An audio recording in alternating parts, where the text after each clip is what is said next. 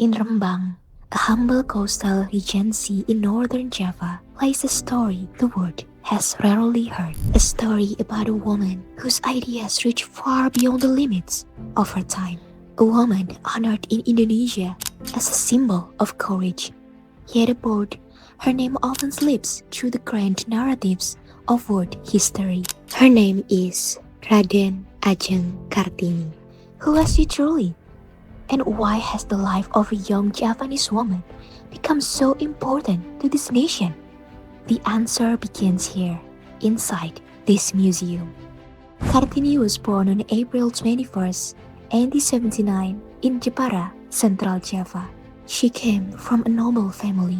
However, from behind the closed doors of a traditional house, Kartini saw a major problem in her era. Girls were not given the chance to become who they dreamed to be. Education for women was a luxury, but Kartini believed differently. She believed the world would never change as long as women were kept in the dark. And what makes her story extraordinary is this. Her fight did not begin on the streets, nor through speeches, nor through politics. Her fight began with letters. She wrote to her friends in the Netherlands, shared her dreams of education, freedom, and dignity for Javanese women.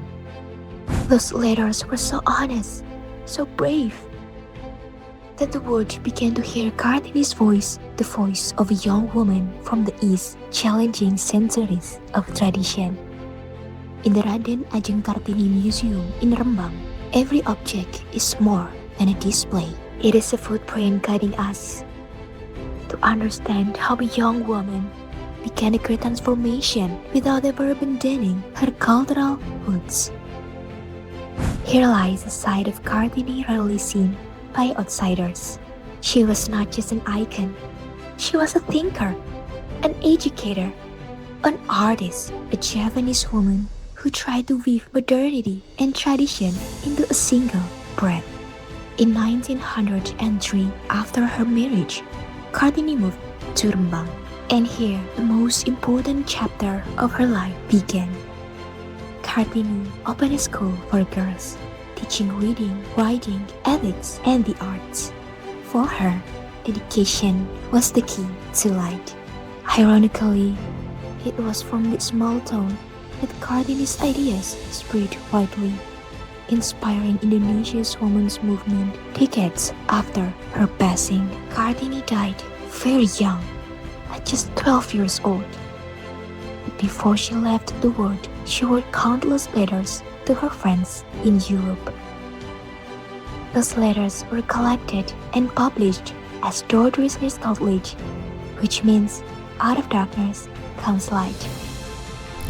This work became the foundation of the modern women's movement in Indonesia.